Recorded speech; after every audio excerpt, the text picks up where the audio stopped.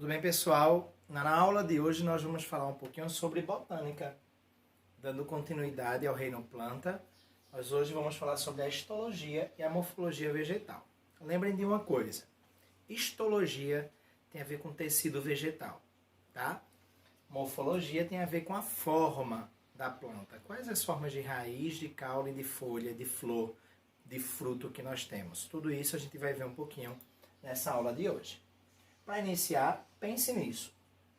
Em vasos ou jardins, as orquídeas são apreciadas por suas flores. O Brasil é um dos países com maior diversidade de orquídeas do mundo, principalmente na floresta amazônica e na Mata Atlântica. Desvendar a diversidade de plantas nos diferentes ambientes do Brasil nos coloca diante de adaptações impressionantes. Orquídeas são exemplos de plantas que têm algumas dessas adaptações. No alto das árvores, em densas florestas onde a luz é disputada, conseguem sua parte desse recurso. Adaptações são notadas também nas raízes, que apresentam um tecido único capaz de reter nutrientes e água da chuva, chamado velame. Isso permite que essas plantas vivam sobre troncos e não dependam do solo.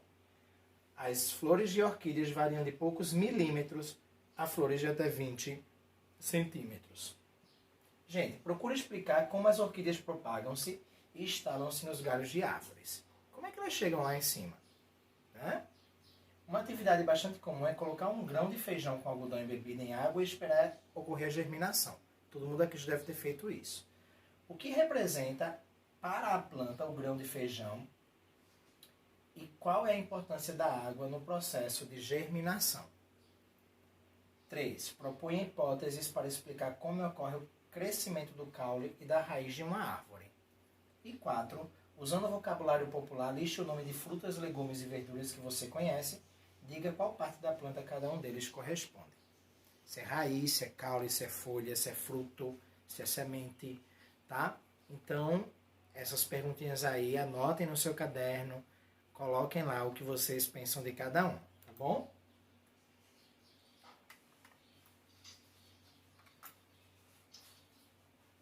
Vamos dar continuidade, né?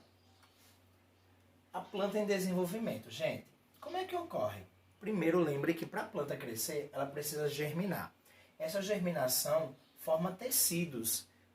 Nós, seres humanos, animais, temos tecidos, como o tecido muscular, o tecido ósseo, o tecido epitelial, o tecido conjuntivo, tá? Esses tecidos também são presentes na planta, mas de uma forma diferente. A planta também tem seu corpinho e vai ter os seus tecidos lá, tá? Essa organização de tecidos depende desse crescimento, tá? Isso a gente chama de histologia, o estudo dos tecidos. Para essa germinação acontecer, primeiro tem que acontecer um processo muito comum chamado de embebição. A gente coloca o feijãozinho lá dentro da água, ele vai crescer um pouquinho de tamanho, né? Ele vai ficar mais gordinho e vai surgir, depois que a gente colocar ele para germinar, por exemplo, no algodão, vai surgir uma radícula, que é uma raiz bem rudimentar, bem primária. Dela surgem raízes adventícias, várias raizezinhas nas monocotiledôneas, ou raízes laterais nas eucotiledôneas. No finalzinho dessa raiz, vai existir um capuz chamado de coifa, que ele protege a raiz contra impactos e é uma zona de crescimento constante dessa raiz. Também nesse crescimento vai existir um caule inicial, que é chamado de caulículo. Esse caulículo vai ter um coleóptilo nas monocotiledôneas, tá? Tá ele aqui, o coleóptilo. E vai também ter as folhas embrionárias. Tá ela aqui, as primeiras folhinhas, que são as folhas embrionárias. Essa germinação pode acontecer de dois tipos. Hipógea, que é comum nas monocotiledôneas, onde o cotiledone continua dentro do solo, tá? E epígea, que é comum nas eucotiledôneas, onde os cotiledones saem de dentro do solo, tá? E viram folhas modificadas, para fazer a fotossíntese e ganhar independência da água, tá? Independência de nutrição também deles, para essa folhinha nova, que vai fazer fotossíntese, deixa de usar os nutrientes que tinha na sementezinha, no grãozinho, e começa a produzir seus próprios nutrientes. Internamente, nós vamos ter tecidos vegetais que formam a protoderme, por exemplo, de uma folha ou da plantinha, tá? Que vai originar a epiderme, o procâmbio, que vai formar os tecidos condutores de seiva, e o meristema fundamental, que forma os outros tecidos, que são chamados de parênquima, colênquima e esclerênquima. O parênquima tem a ver com várias adaptações da planta, tá? O colênquima são células jovens, tipo o caulezinho da planta, ela é mais molezinho ao redor e mais duro internamente. Então, colênquima e esclerênquima, tá? Os tecidos de formação são chamados de tecidos meristemáticos, que são células que se diferenciam. São células tronco, se a gente fosse comparar com as nossas células, tá? Com características embrionárias. Tem alta capacidade de divisão e de se diferenciar em qualquer tipo de tecido na planta. Os tecidos não meristemáticos formam dois grupos, os dois sistemas.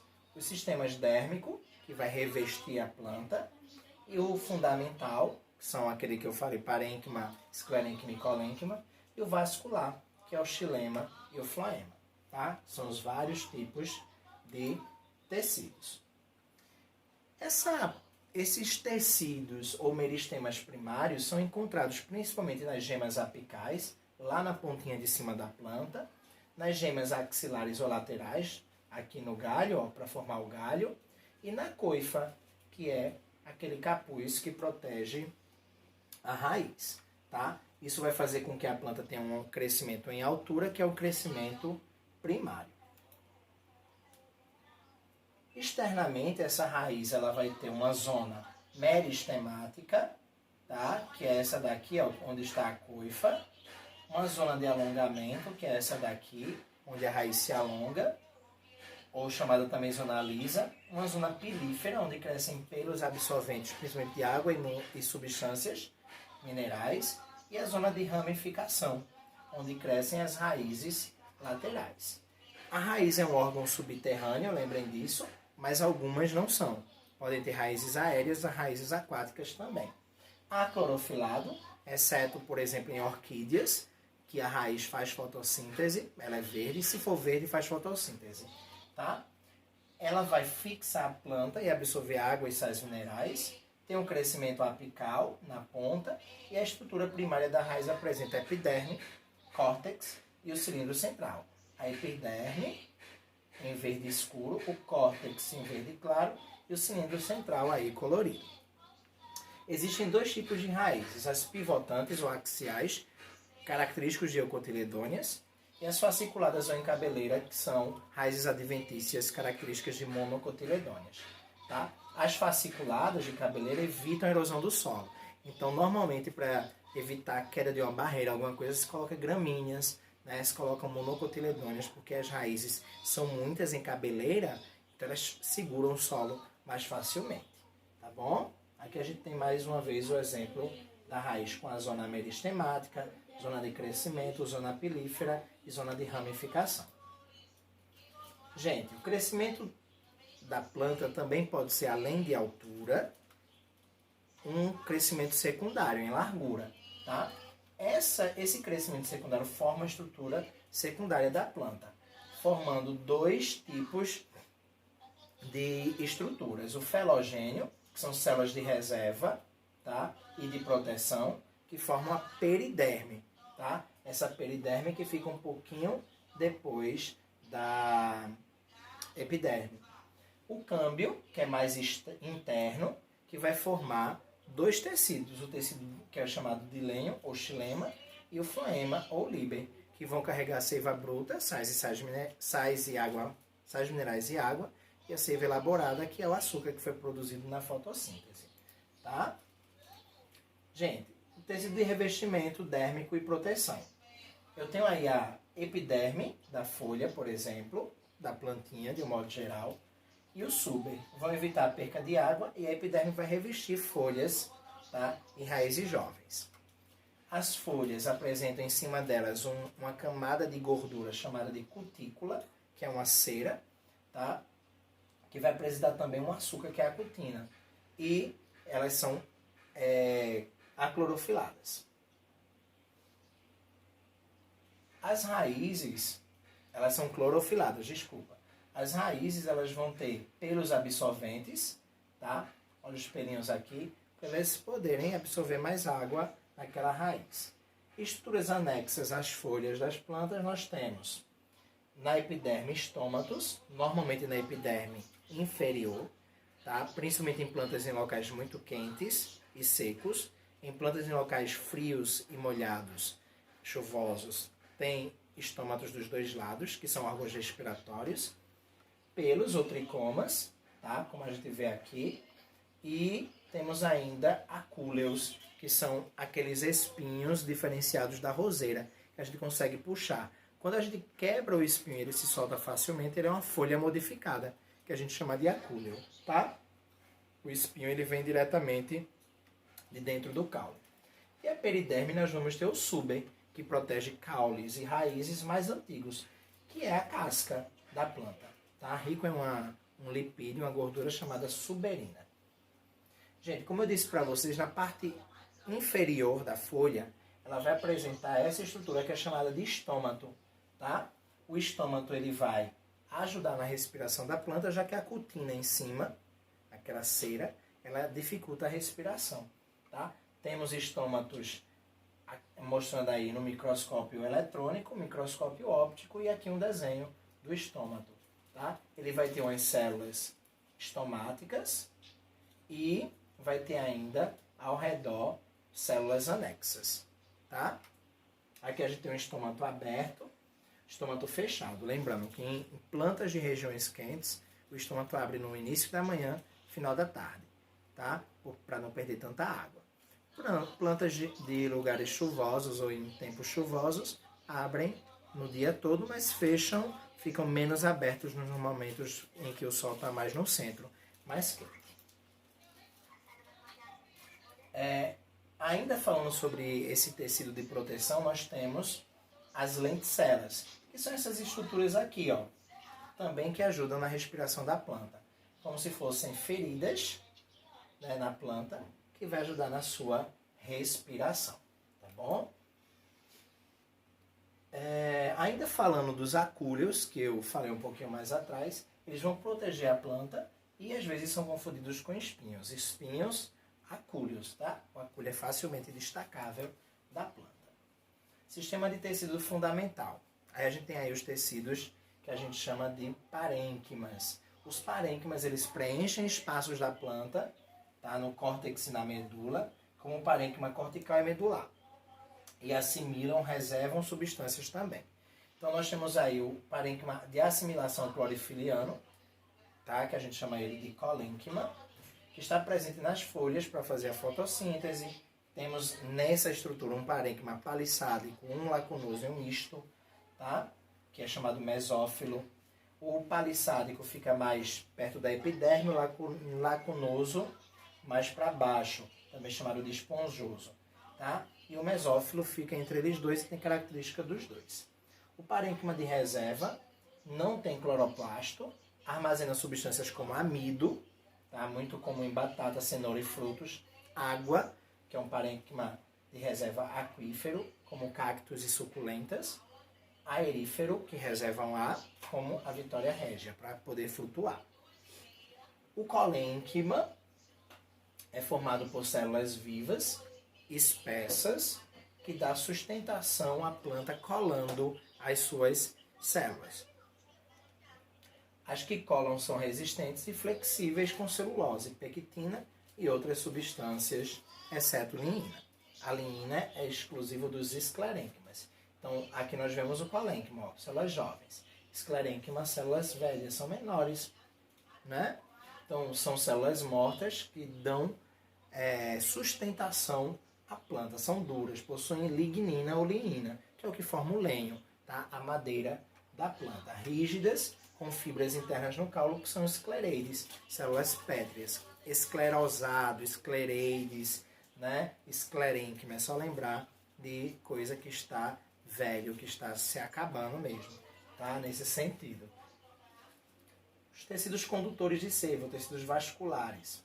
Gente, nas traqueófitas, que são essas plantas que têm vasos condutores, que são as pteridófitas, gimnospermas e angiospermas, elas vão ter esses vasos com células cilíndricas, ó. Células cilíndricas, elas aqui, ó, tá? Que formam tubos que vão fazer o transporte da seiva bruta elaborada por difusão.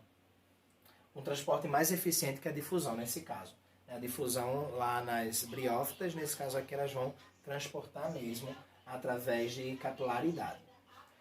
Os vasos lenhosos, eles vão apresentar lignina e celulose, carregam a seiva mineral, ou seiva bruta, tá? E eles são formados por dois elementos. Os traqueídeos, que são vasos fechados com pontuações, né? E os elementos de vasos, que são exclusivos das angiospermas, que são vasos abertos com perfurações entre um e outro, para poderem fazer a ligação, os elementos de vasos, tá? E o conjunto deles forma o xilema ou lenho. Já os vasos liberianos conduzem a seiva elaborada pelas folhas na fotossíntese. São células vivas, alongadas e unidas, como a gente vê aqui, ó. E aqui também. Elas vão ter uma parede celular toda furadinha, que a gente chama de crivos, tá? Ou placa crivada. Essas células também vão ser anucleadas e dependem de células companheiras que ficam ao lado para pegar da célula fonte alguns nutrientes para jogar para ela. O conjunto desses vasos forma o floema, que está mais próximo da casca, tá bom? Aqui a gente tem um xilema, ó, mais ao centro, o floema mais ao redor, tá? E aqui a endoderme da planta. Tecidos secretores são aqueles que secretam alguma coisa na planta, como por exemplo o secretor de néctar, nectífero, tá? O nectário, o de essências e resinas, aqui a gente tem uma resina, tá? E o látex, por exemplo, como a gente tem aqui na seringueira. E também temos o de secreção de água.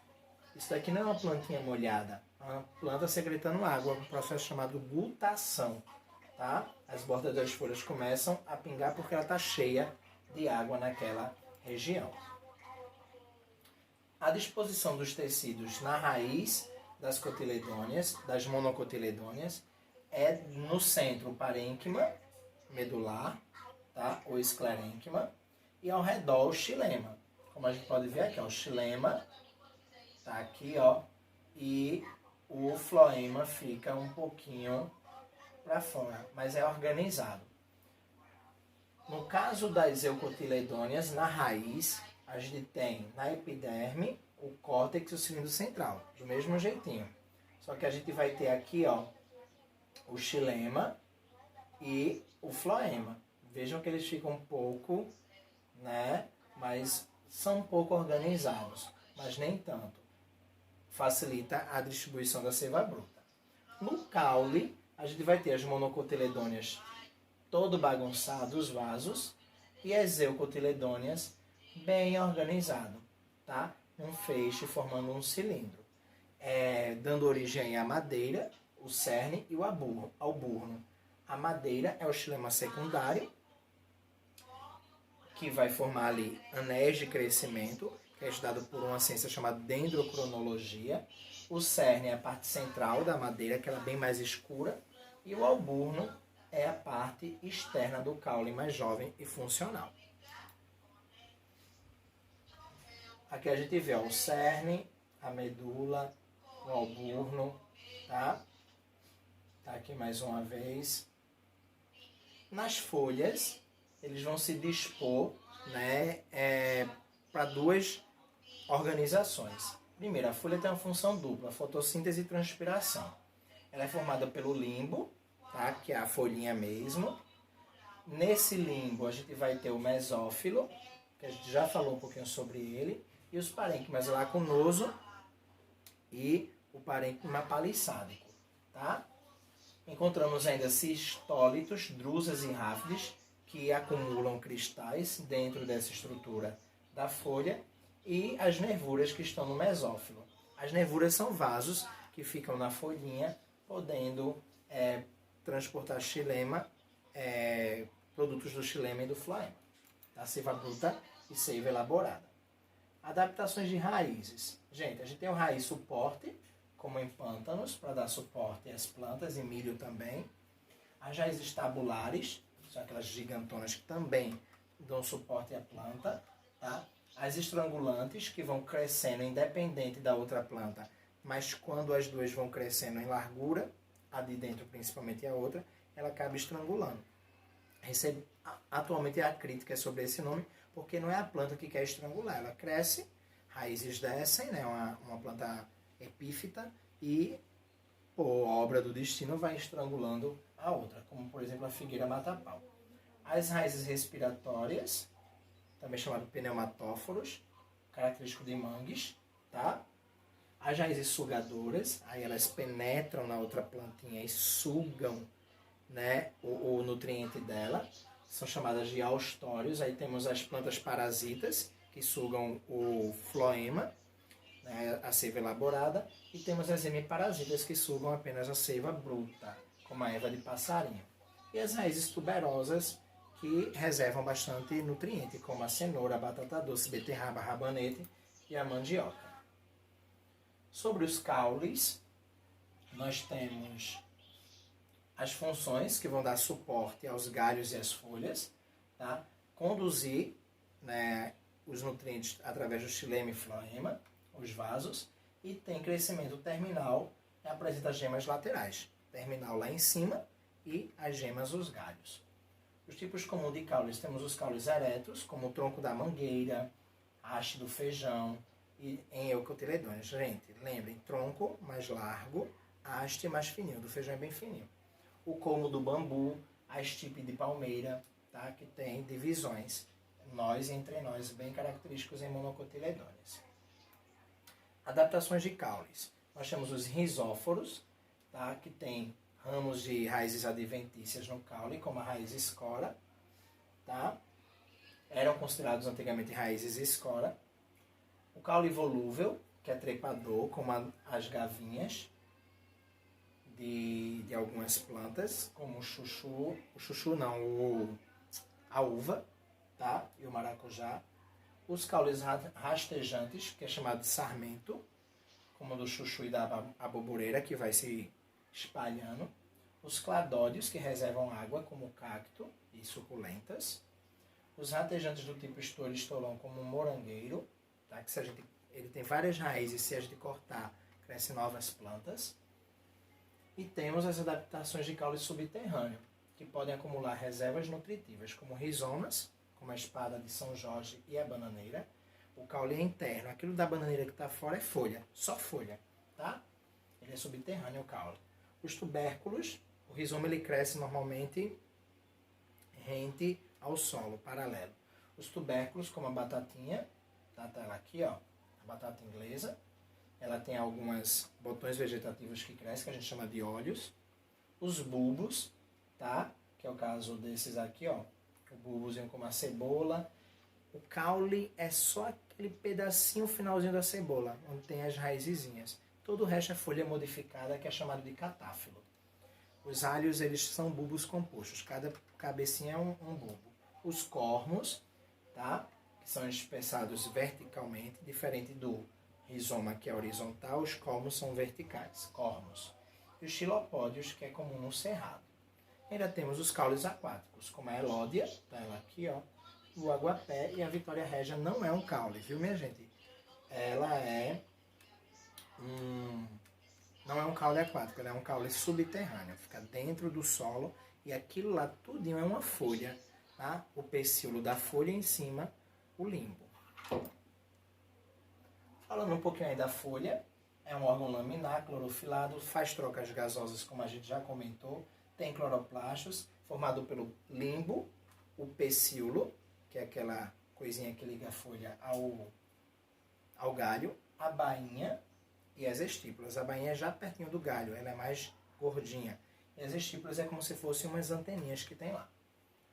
Tá? Tá aqui, ó. Estípula, bainha, pecíolo e o limbo. O pecíolo das eucotiledôneas, elas são pecioladas, né, vão ter pecíolo, e as monocotiledôneas, elas são invaginantes. Não tem um pecíolo assim separado, é junto da folha que fica tudo juntinho. tá? O limbo e as nervuras podem ser simples ou compostas. Um limbo simples, um limbo composto, tá? Divididinho em várias folhinhas menores, que são chamadas de folíolos ou foliólogos.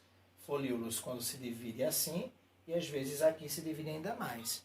Como aquela que a gente toca, ela se fecha, tá? A dormideira. Pode ser ainda a composta paripinada, quando acaba em 2, ou imparipinada, quando acaba em um folíolo. As peninévias também, de eucotiledôneas. As eucotiledôneas são peninévias e as monocotiledôneas são paralelinévias. O que é isso? As nervuras em forma de pena, as nervuras uma paralela à outra, como no milho e no capim. Tá? Adaptação de folha. Nós temos as gavinhas, que dão suporte e prendem, tá? Como maracujá e uva, como eu falei para vocês. Temos as brácteas, que são folhas coloridas para dar atenção às flores que são pouco visíveis, atrair aí, no caso, os polinizadores. E temos as folhas carnívoras, tá? Como a drósera, que é essa daqui, e a diônia, que é essa daqui, que pegam insetinhos ou outros animaizinhos pequenos e digerem ele. Falando um pouquinho sobre os frutos e sementes, como é que se forma o fruto? Polinização, vocês lembram, né? Vem lá o polinizador, mela uma folhinha, uma florzinha, leva para outra, germinou, forma-se o fruto. Esse fruto se forma da fecundação, o óvulo se desenvolve, tá? Formando o fruto, e o ovário forma a semente. Se o fruto não for formado do óvulo, tá? Da parede do ovário, no caso, ele é um fruto chamado partenocárpico. Eles não se originam dos ovários, que é o caso da banana e da laranja da Bahia, tá? Por isso que eles não têm sementes. Os frutos protegem a semente e auxiliam na dispersão, obviamente, e são formados pelo pericarpo,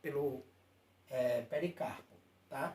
Esse pericarpo tem 3 regiões. O epicarpo, que é a casca, mesocarpo, que é a carnezinha do fruto que a gente come, e o endocarpo, que é uma partezinha bem próxima da semente. A semente é formada pelo tegumento e pela amêndoa. Aqui a gente tem um fruto, tá? E aqui a gente tem um fruto falso, ou um fruto composto, tá certo? A gente vai falar deles daqui a pouco. Classificação dos frutos. Eles podem ser simples ou compostos. Os simples, eles podem ser carnosos ou secos. Carnoso quando ele tem uma carnezinha, e seca quando não tem, obviamente. Os carnosos podem ser do tipo baga e drupa. Baga quando tem várias sementes, normalmente, como a uva, tomate, laranja, mamão, a jaca, o bago de jaca, né? E a drupa quando tem uma semente mais característica, como os frutos de manga, por exemplo. Tá? Azeitona, ameixa, pêssego. Os secos, eles vão ter um pericarpo seco. Podem ser deiscentes e indeiscentes. Deiscentes quando eles não se abrem sozinhos. Indeiscentes não se abrem sozinhos. Deiscentes quando eles se abrem sozinhos. Tá? Uma vagem de feijão fica seca, ela se dobra todinha e se abre. Então ele é um fruto deiscente. Tá? Se ele não se abrir, ele é indeiscente. Aí a gente tem os deiscentes como legume ou vagem e os lomentos, como o carrapicho. Tá? Um carrapichozinho que ele parece umas dobrinhas assim. E os indeiscentes, a gente tem aí o coriópse, ou grão, como o trigo e o milho, o aquênio, como o girassol, e a sâmara, como a tipuana e a cabreúva. Aqui a gente tem exemplos de bagas, drupas e de frutos secos. Frutos compostos são aqueles que têm vários ovários de uma flor só, como é o caso do morango e do abacaxi, tá? Vários ovários de várias flores, fazendo inflorescência, que é o caso do abacaxi, sim, tá? Morango, abacaxi, que formam infrutescência. E temos os pseudofrutos. Alguns autores consideram frutos compostos pseudofrutos, tá? Frutos falsos. O que é um pseudofruto? É que o fruto que a gente come, aquilo que a gente come, não é o fruto.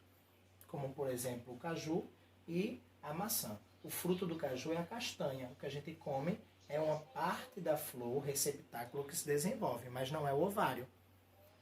Na maçã, o ovário é só essa parte daqui de dentro, a parte mais durinha. Tudo que a gente come também é receptáculo floral, tá?